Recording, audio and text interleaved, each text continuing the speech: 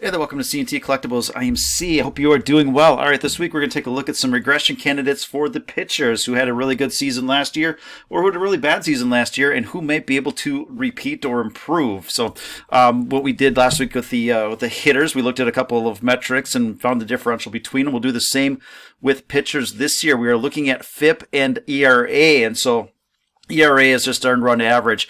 Basically, anything that anybody that gets on base that is not on an error, if they come around to score, it's charged to the pitcher. Fielding independent pitching goes a little bit deeper. It takes what the pitcher can control in terms of strikeouts, walks, home runs, and eliminates the defensive part of things. And so, if you have a FIP below or above the ERA, you wind up with a differential. So, if you wind up with a negative FIP, ERA FIP differential, you outperformed your fielding independent pitching. If it goes the other way around, you underperformed, and so basically red is bad, green is good here. So we'll look at 5 regression candidates, starting off with Julio Urias, who last year had an 8.5 K9 to walked just over 2 per 9 with a strikeout to walk ratio percentage-wise of 18, which is just below that very, very good level. We like anything above 30 is elite. Anything above 20 is very, very good. So he's hovering right around there. But he had a 2.16 ERA.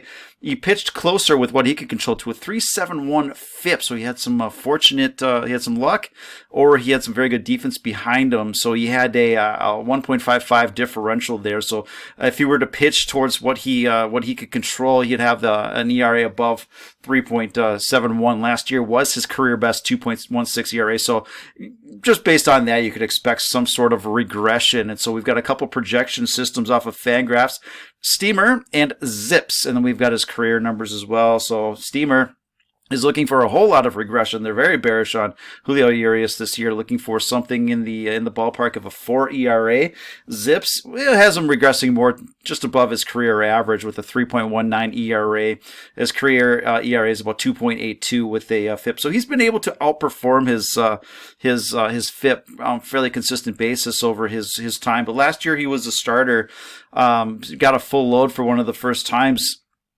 And that's a better way to say that, I suppose. But here we are, anyways. But so he maybe after a full season, people will catch on to him and see what happens. So again, looking for some level of regression. Steamer very bearish, Zips not so much. Maybe close to borderline, very good pitcher, but we are overall, again, coming off that career high or career low ERA year, looking for some regression. All right, Alek Manoah, another one last year at a 2.24 ERA, is fielding independent pitching 3.35 for a 1.11 differential. The projection systems, again, Steamer very bearish, and so after I saw a couple of Steamer projections, I'm like, all right, let me mix in something a little bit more positive here, because I like Alek Manoah, but his Zips has him at about a 3.5 ERA. And for the career, he's about 2.68. Not a huge sample size or anything like that, but Zips has him regressing towards where his fielding independent pitching was last year, which is probably pretty reasonable. So again, he's been able to outperform that to an extent. If he regressed to just above 3 or something like that, that wouldn't be a surprise, but that 2.24 may be a little bit of smoke and mirrors involved. Dylan Cease, terrific season last year, ERA of 2.2, FIP 2.7. So his walk rate hovering around 4. You get a little bit favorable, especially last year. He left 82% of the batters that got on base stayed there, which is a bit fortunate. League average is, something closer to 75 or something like that. So Steamer has him regressing more towards that level. Zips is kind of in the same range, around that 3.5 with a normal batting average on balls in play and a left on base percentage here. But his strikeout to walk ratio, because he does have a high strikeout rate, is hovering around that very excellent territory here. So again, some regression from Dylan Cease is to be expected after that kind of a season, but probably still very, very serviceable. See if he can outperform. All right, Justin Verlander, your Cy Young Award winner, 1.75 ERA with a fielding independent pitching of around 2.5 for a 0.74 differential. So things were a little bit closer for him than some others, but still pretty incredible season here. So striking out roughly 10 per 9, that walk rate under 2 is pretty amazing stuff. And so the projection systems say, you know what, those skills aren't going to change a whole lot, but how hitters benefit from some of the balls hit in play. That should change a little bit. I don't think anybody's expecting a sub-2 ERA again. That would be a difficult one to repeat. But we are sitting at say if he was 2.5 to 3 or something like that, what Zips is saying, that probably makes a little bit of sense. So he's got a good defense behind him. Well, except for left field, but we'll see how that plays out. For his career, he's about a 3.24 ERA. So Steamer thinks he's going to go back to there. Zip says, you know what, you're gonna maintain some of the gains that you've had. So Mets Park. We'll see how he does there, but that's I think that's a little bigger field than Houston. So again, could run into a little bit of trouble there, and that's reflected in some of the projections here. Sandy Alcantara, terrific season overall. Another one here. Not a huge strikeout guy by any stretch here, and towards the middle of the season, we did a midseason review, and it looked like a guy that was going to regress. He was getting pretty fortunate, and he had banked enough to really put down a good season. But for that to continue into next season is going to be tough here. And you can see the Steamers and Zips projections. They are looking for something in that 3.5 ERA area. So last year, 2.28 ERA with the fielding independent pitching of 2.99. So there's a pretty decent differential there. Again, they're looking for him to regress something to his career average or slightly above. So again, Sandy Alcantara, very terrific season last year.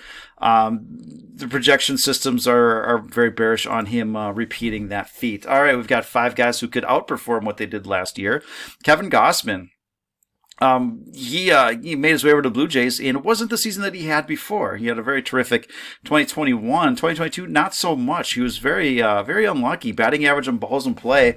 So the balls that were hit into play, hitters hit 363 against him. For league average would be around 280 to 300, and so the balls were finding more grass than normal. So it was an unlucky season for him. Left on base, roughly league average, but he had an ERA of 3.35. But he pitched much better than that, 2.38 for a positive differential of almost a full run here. And you can see his strikeout to walk ratio, because he walks so few people.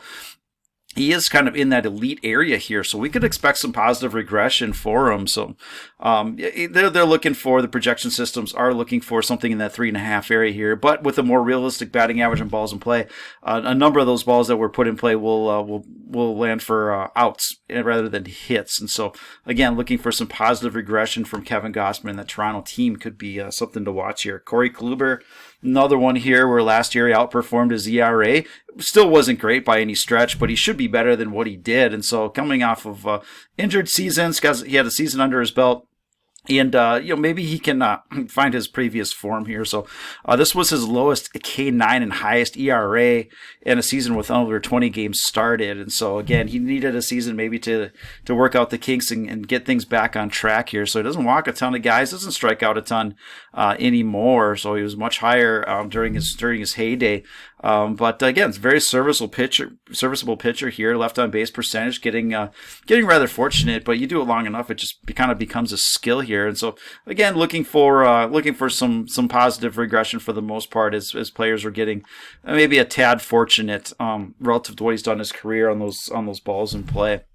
Jose Barrios, another one for that Toronto staff here. Not a huge strikeout guy by any stretch, but he manages to limit the free passes here. So not an elite strikeout to walk ratio or anything like that, but he did outpitch his ERA, which was fairly brutal last year, on Barrios-like here. So looking for him to improve to maybe that 4 ERA, which is again a serviceable pitcher here. But that number really stuck out, and the batting average on balls in play at 328.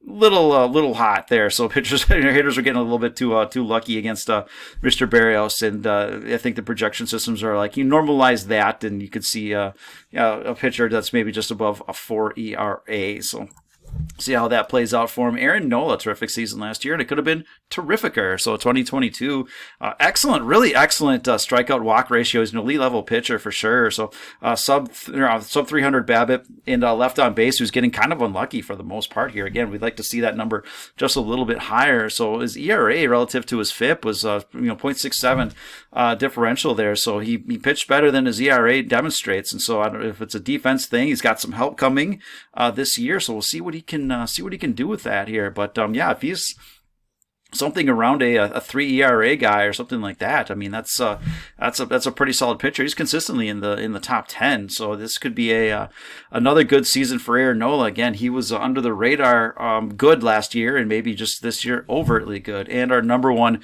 positive regression candidate is Carlos Rodon, who last year had a 12 strikeouts per 9, 2.6 base on balls per 9. Very elite level stuff the last the last year, and they're expecting to continue this year. So really it's been the last couple of years where he's been terrific. So his 27% strikeout to walk ratio over the last 2 years has really been fantastic. His base on balls, he's walking under 2 per 9 for the first time since percentage wise since 2016. So really finding some control to go with that arm. So the differential is fairly decent here. So his ERA is 2.88 was fantastic. And based on what he can control, he was even better than that. And so we'll see if he can keep it going this year. If he stays right around that 3 area with the fielding into pitching, they feel that maybe he got a little too, he was maybe a little too good last year in the fielding into pitching. So they're not thinking the ERA regresses so much, but they figure that, the skill, that perhaps the fielding into pitching rises. And if he's able to maintain that skill level, then the ERA is going to drop back down into that 2.7, 2.8 area. So it could be pretty terrific. So, last year on the surface, he was really good. And, guess what? Probably lining up to do that again. So, all right, there's 5 pitchers that, could regress, could improve. Maybe not do anything. We don't know. So it's just fun to talk about this stuff and see what's up. So anyways, appreciate you watching. Please like, subscribe, do all that kind of good stuff, and we will talk to you later. Bye now.